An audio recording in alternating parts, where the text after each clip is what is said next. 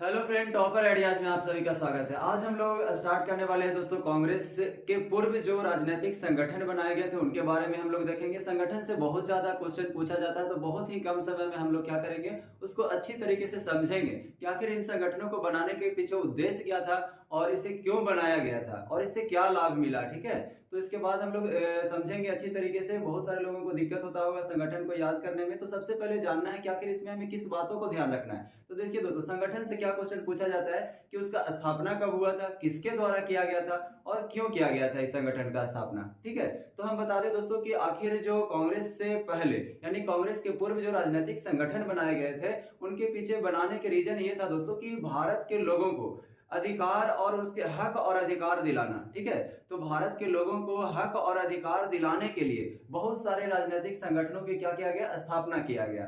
ठीक है, तो इन संगठन के बारे में हम जानेंगे और खास करके दोस्तों बंगाल के क्षेत्र में, बंबई के क्षेत्र में और मद्रास के क्षेत्रों में इन संगठनों का स्थापना किया। तो सबसे पहले हम लोग जानेंगे कि बंगाल के क्षेत्र में आखिर वो कौन से राजनीतिक संगठन है जिसकी स्थापना किया गया, जहां से क्वेश्चन एग्जाम में बार बार देखने को मिलते हैं। तो चलिए सबसे पहले देखते हैं दोस्तों, land holder society. Land holder society जो था दोस्तों बंगाल में, ये सभी हम देख रहे हैं तो क्या है, बंगाल में इतने राजनीतिक संगठन की स्थापना किया गया था। तो हम बता दें मेरे भाई कि बंगाल में सबसे पहला जो राजनीतिक संगठन उभर करके सामने आया वो था लैंड होल्डर सोसाइटी।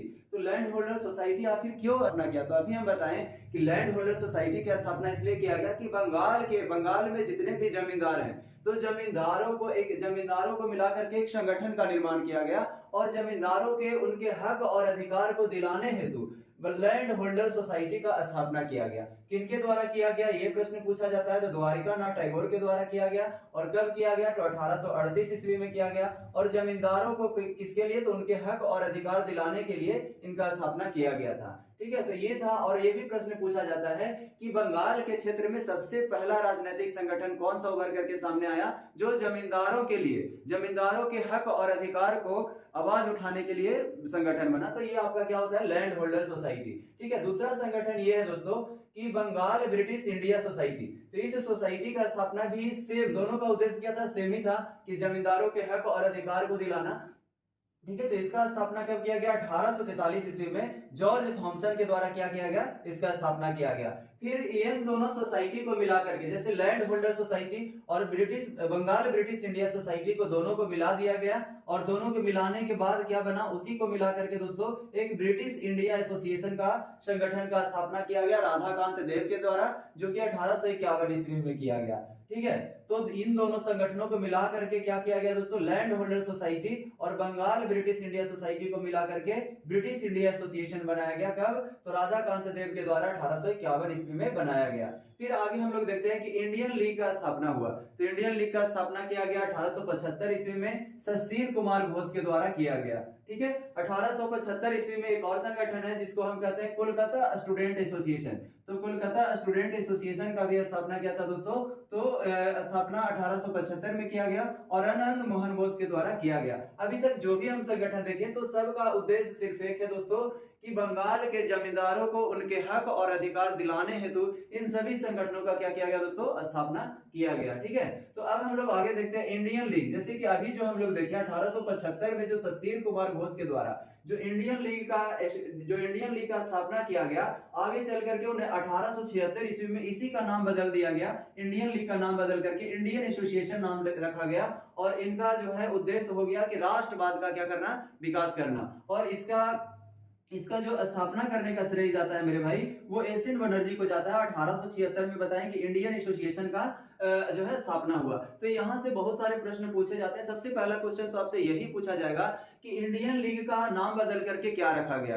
ठीक है, तो इंडियन लीग को ही बाद में 1875 में इसका स्थापना हुआ और 1876 में इसी का नाम बदल करके इंडियन एसोसिएशन रख दिया गया। और किनके द्वारा यह स्थापना किया, तो एसएन बनर्जी को किया गया। और चूंकि इन संगठन बनाने के पीछे एसएन बनर्जी का उद्देश्य क्या था, तो राष्ट्रवाद का विकास करना, इसी के कारण एसएन बनर्जी को राष्ट्रगुरु के नाम से जाना जाता है। ठीक है, और एक बात बता दें दोस्तों कि एस एन बनर्जी के द्वारा बंगाली नामक पत्रिका में, ठीक है, बंगाली नामक पत्रिका में जेफ नॉरिस, ठीक है, जेफ नॉरिस तो थे जो कि ये क्या थे दोस्तों, ये न्यायाधीश थे जिनके खिलाफ जो है भड़काने का काम, यानी कि उनके खिलाफ अपने बंगाली पत्रिका में कुछ लिखा, ठीक है, जिसके कारण एस एन बनर्जी को क्या कर दिया गया, गिरफ्तार कर लिया गया और उनको क्या कर दिया गया, 2 माह का उन पे सजा सुनाया गया, ठीक है।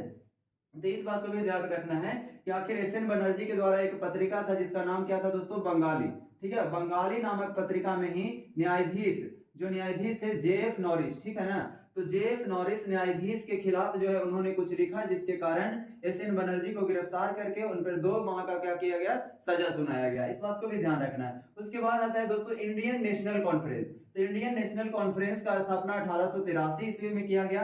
किनके द्वारा किया गया, तो आनंद मोहन बोस और एस एन बनर्जी के द्वारा।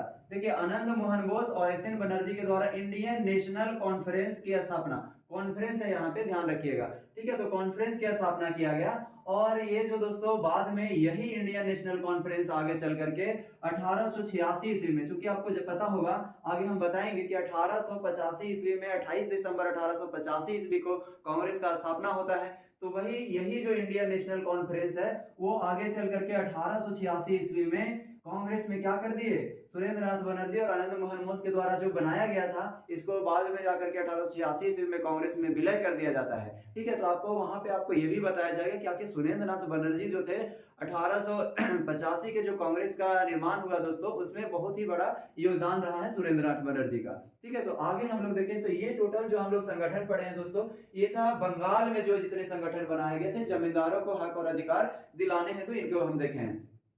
अब हम लोग आगे देखेंगे कि आखिर बंबई में किन किन प्रेसिडेंसियों का स्थापना किया गया जिसके द्वारा जो है वहां के लोगों को अधिकार दिलाने का काम किया गया।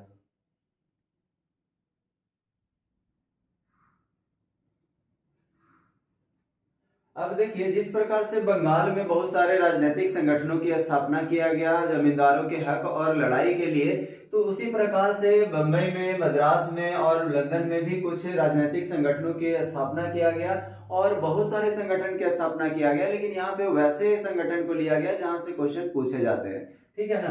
तो चलिए देखिए सबसे पहले बंबई की अगर हम बात करें मेरे भाई, तो यहाँ पे बंबई एसोसिएशन की स्थापना किया गया। किनके द्वारा किया गया, तो दादा भाई नौरोजी जी के द्वारा किया गया, ठीक है। और कब किया गया, तो 1852 ईस्वी में किया गया, ठीक है। तो इस बात को ध्यान रखना है। उसी प्रकार से पूना सार्वजनिक सभा का स्थापना किया गया है। कब किया गया, तो 1867 ईस्वी में। किनके द्वारा, तो एमजी रानाडे के द्वारा किया गया।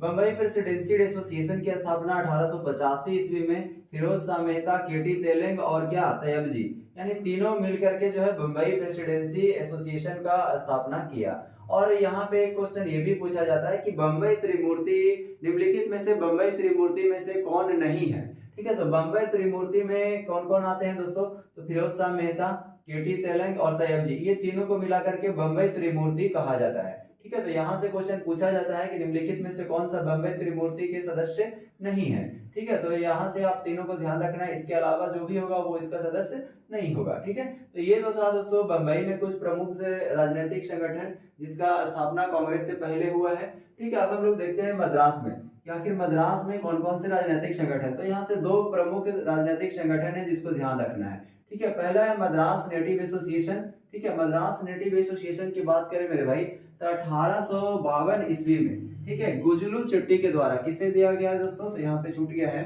आप लिख लिए गजलू, ये गजलू चिट्टी के द्वारा क्या किया गया दोस्तों, गजलू चिट्टी के द्वारा जो है इनका गजलू चिट्टी के द्वारा जो है इसका स्थापना किया गया है, ठीक है, गुजलू चिट्टी के द्वारा। तो मद्रास नेटिव एसोसिएशन की स्थापना किसके द्वारा किया गया है दोस्तों, तो गुजलू चिट्टी के द्वारा किया गया है, ठीक है। और मद्रास महाजन सभा की अगर हम बात करें तो 1884 ईस्वी में, ठीक है, 1884 ईस्वी में बी राघवाचार्य और आनंद चार्लू, इन दोनों ने मिलकर के मद्रास महाजन सभा का स्थापना किया है। किनके द्वारा, तो वीर राघवाचारी और आनंद चार्लू के द्वारा मद्रास महाजन सभा का स्थापना किया गया है। उसी प्रकार से अगर हम बात करें लंदन में, तो लंदन में कुछ ये देश में तो हम लोगों को इतना था ही कि बंगाल, मद्रास और बंबई में राजनीतिक संगठन का स्थापना किया गया। विदेशों में भी कुछ ऐसे संगठन जो उस समय सक्रिय थे मेरे भाई, जो क्या कर रहे थे कि हक और अधिकार के लिए लड़ाई लड़ रहे थे। तो वहां पे भी कुछ संगठन बनाया गया था, जिसमें से 2 प्रमुख संगठन हैं लंदन इंडिया सोसाइटी।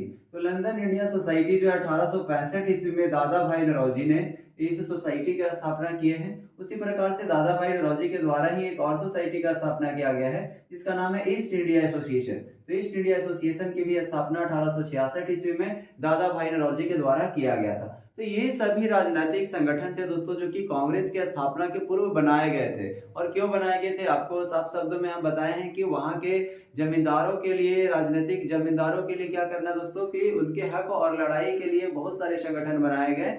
और इसके बाद जो है दोस्तों हम लोग पढ़ेंगे आगे कांग्रेस कि आखिर कांग्रेस की स्थापना कैसे हुआ और किन किन सदस्यों ने मिलकर के इसका स्थापना किया और आखिर उसके अधिवेशन कितने अधिवेशन हुए और उसके अध्यक्ष कौन कौन हुए। तो बहुत सारे संगठन हैं, यानी कि अगर हम बात करें 1885 से लेकर के 1950 तक, ठीक है ना, भारत आजाद होने तक जो है कांग्रेस का जो है अधिवेशन चलता रहा और अधिवेशन के माध्यम से बहुत सारे प्रमुख प्रमुख कार्य किए गए। और उसमें से बहुत सारे प्रमुख कार्य कौन से अधिवेशन में हुए हैं, उसकी अध्यक्षता कौन किए हैं, ये सभी क्वेश्चन बार बार एग्जाम में पूछे जाते हैं। तो अगले वीडियो में हम उन सभी को बहुत ही कम समय में हम लोग क्या करेंगे, उसको अच्छे तरीके से याद करने का प्रयास करेंगे। ये वीडियो आपको कैसा लगा है आप कमेंट करके जरूर बताइएगा। मिलते हैं अगले वीडियो में, जब तक के लिए धन्यवाद।